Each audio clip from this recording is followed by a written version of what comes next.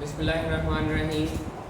जी students, उम्मीद है कि आप सब लोग खैरियत से होंगे। 10th क्लास के लेक्चर नंबर 20 के हवाले से हाज़िर हुए हैं और आपको याद होगा जो इससे प्रीवियस लेक्चर था हमारा, उसमें हमने यूनिट नंबर 4 के बाद जो व्यू एक्सरसाइज आती है आपकी टेक्स्ट बुक की, वो की थी हमने।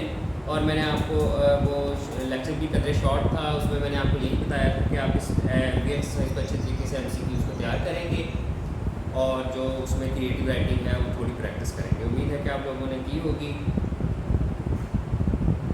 जो हमारा आज का लेक्चर है वो हमारे इंग्लिश बी के सिलेबस के हवाले से है और इसमें जो आपका 8 मार्क्स का पैराग्राफ सेट होता है आपके एग्ज़ाम्स में, उसमें से 40 पैराग्राफ आपकी इंग्लिश बी की ग्रामर में दिए हुए हैं।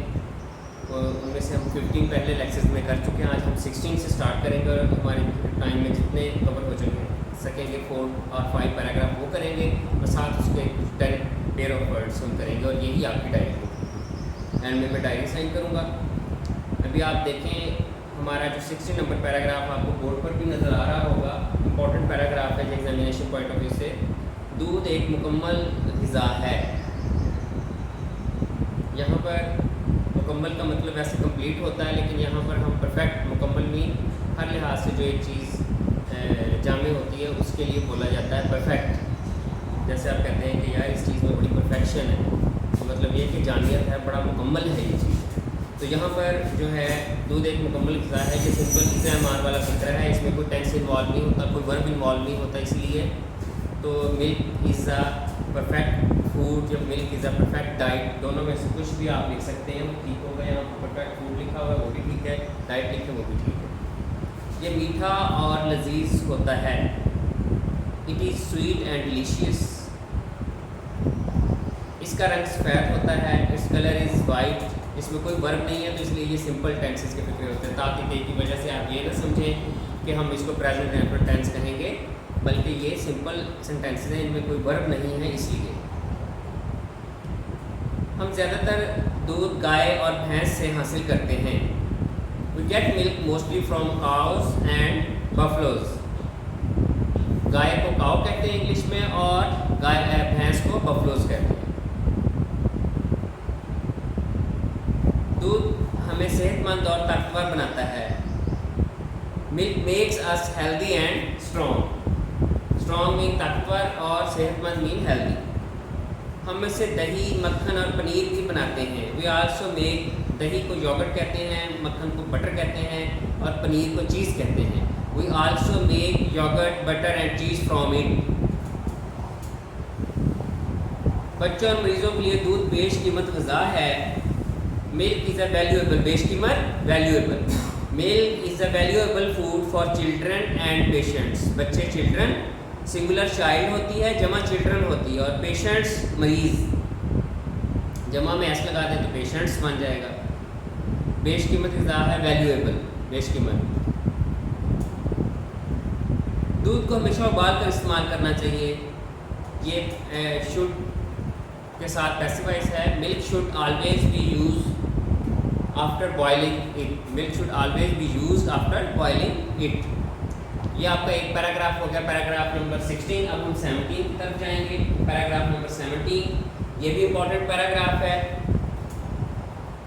शेर एक ताकतवर जानवर है। सिंपल इज़-एम-आर के साथ फिक्रा है। Lion is a powerful animal, ताकतवर। ये देखने में बहुत खौफनाक नज़र आता है। इट लुक्स वेरी टेरिबल, या दिखाई देता है या खतरनाक नज़र आता है, एक ही सेंस में या है फिक्रा, तो ये बनेगा इट लुक्स वेरी टेरिबल। इसकी गर्दन पर लंबे लंबे बाल होते हैं। It has long hair round its neck. It has long hair round its neck.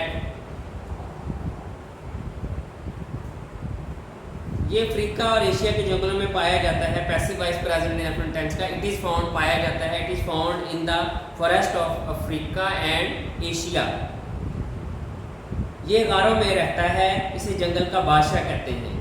ये गारों में रहता है, प्रेजेंट इंडेफिनिट टेंस है। It lives in caves and it is called the king of the jungle. ऐसे भी हो सकता है और अलग अलग दो सेंटेंस भी आप बना सकते हैं, जैसा कि आप बोर्ड पर देख रहे हैं। पहले इसका बना लें।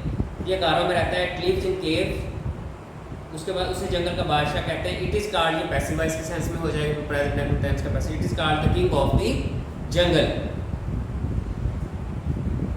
ये इंसान का बड़ा दुश्मन है। It is great enemy of man, simple exam आया यहाँ पर भी। It is great enemy of man. लेकिन शिकारी इसके बच्चों को चुरा लेते हैं। बट हंटर स्टील इट्स कब्स, चुरा लेते हैं। ताती प्रेजेंट डेफिनेट टेंस में वर्ब जो है वो शो हो रहा है, तो प्रेजेंट डेफिनेट टेंस है ये।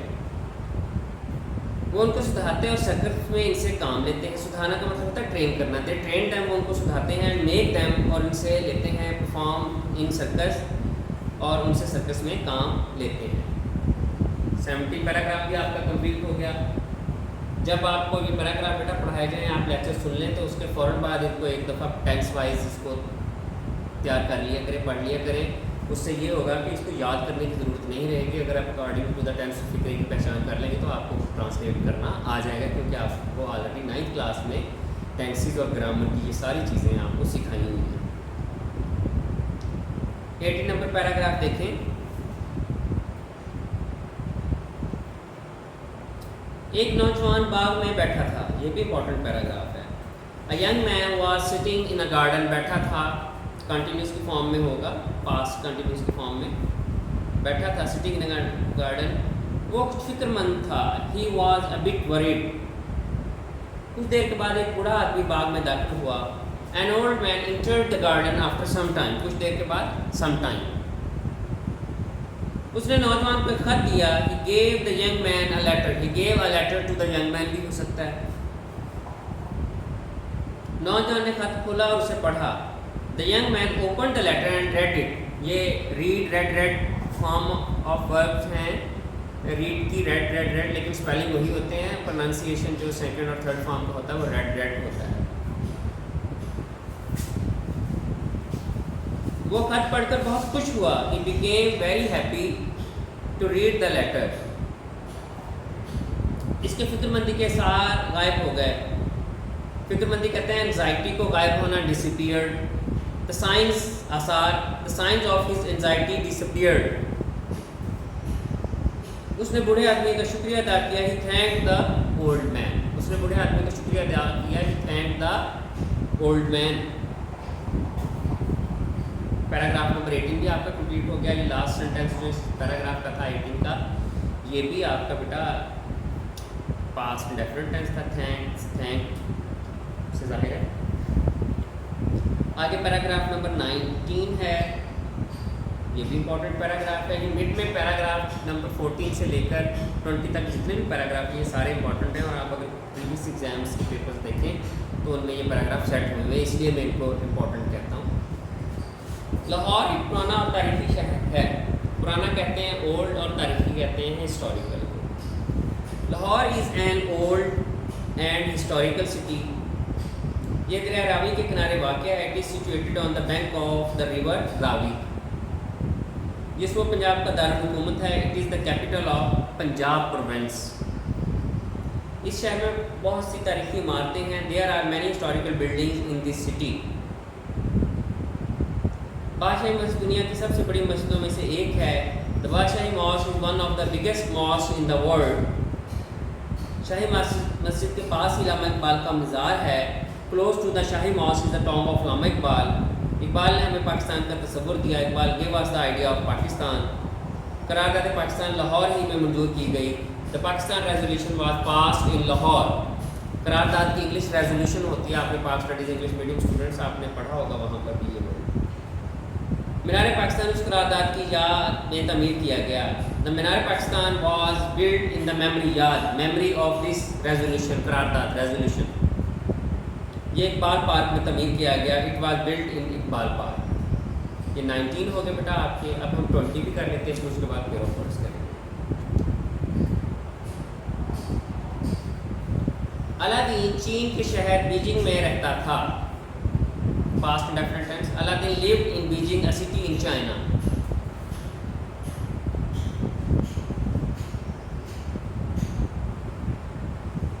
उसका वालिद दर्जी का काम करता था। His father work as a tailor. वो बहुत मेहनती शख्स था। He was a very hard working man. मेहनती शख्स था। He was a very hard working man. मेहनती, हार्ड वर्किंग। अलादीन अभी छोटा ही था कि इसके वालिद का इंतकाल हो गया। Aladdin was still young when his father died. Aladdin और उसकी वालदा ने बहुत अफलास की ज़िंदगी गुजारी। अफलास कहते हैं पॉवर्टी को, ठीक है। Aladdin and his mother lived in poverty. अफलास की ज़िंदगी गुजारना, रहना इन पॉवर्टी, अफलास की ज़िंदगी, गुर्बत की ज़िंदगी। अलादीन बहुत काहिल था। Aladdin was very sluggish. Sluggish कहते हैं सुस्त को, काहिल को। जैसे आप करते हैं ना, कभी कभी सुबह उठने में नमाज़ नहीं पढ़ते सुबह की, क्योंकि सुबह की नमाज़ अगर ना पढ़े तो फिर दिन से बरकत ख़त्म हो जाती है। तो सुबह की नमाज़ चुस्ती से पढ़ा करें। वो तमाम दिन गलियों में खेलता, कोई काम नहीं करता था।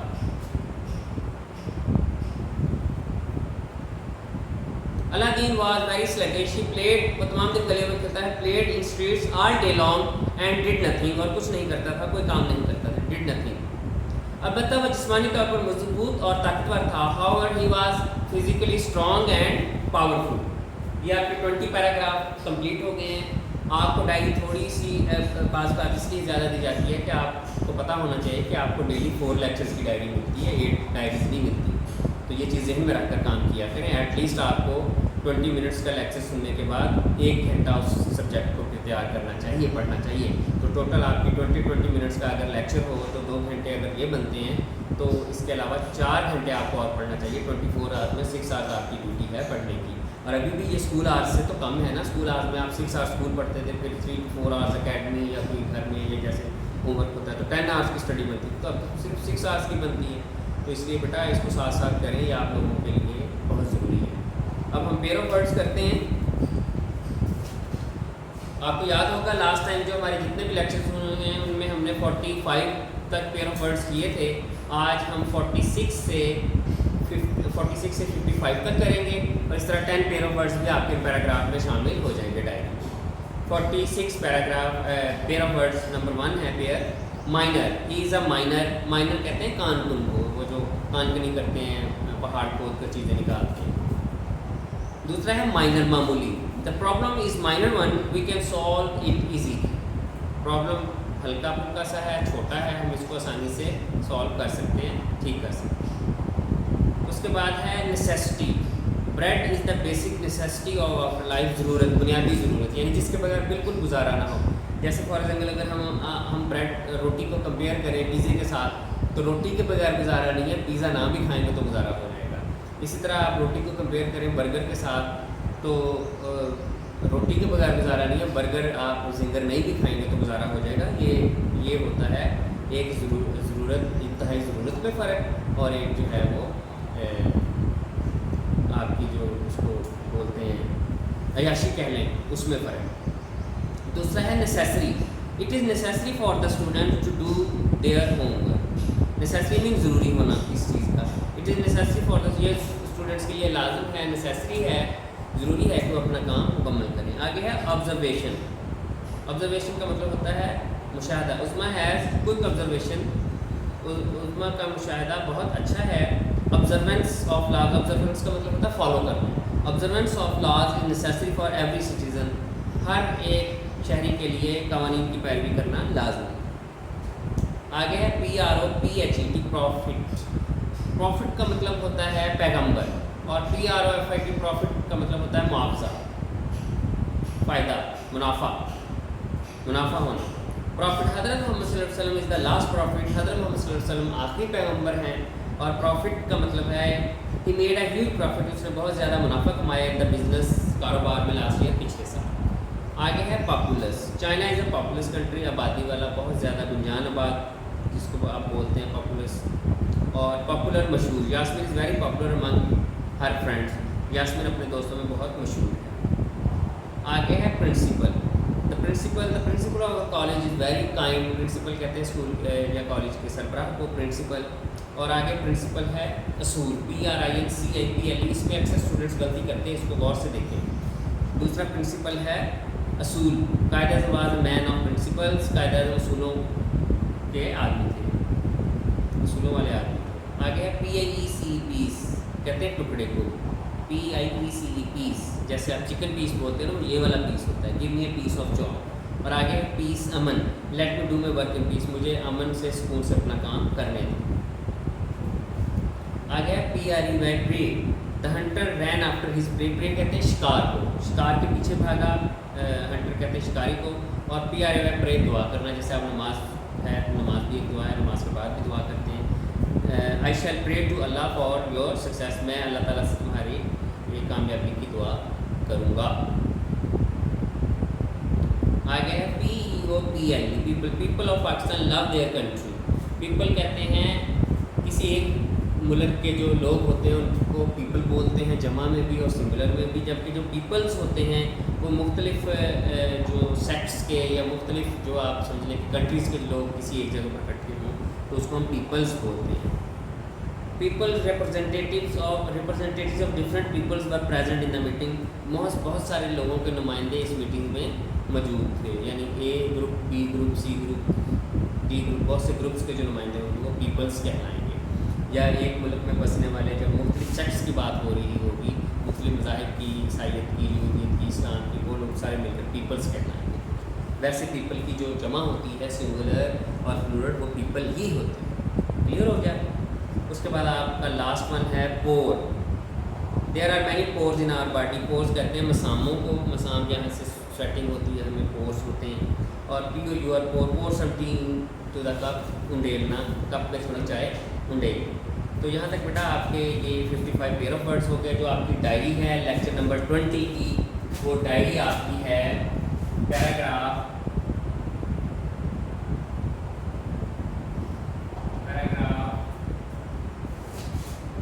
16 to 20 और पेयर जो हैं वो आपके हैं 46 to 55।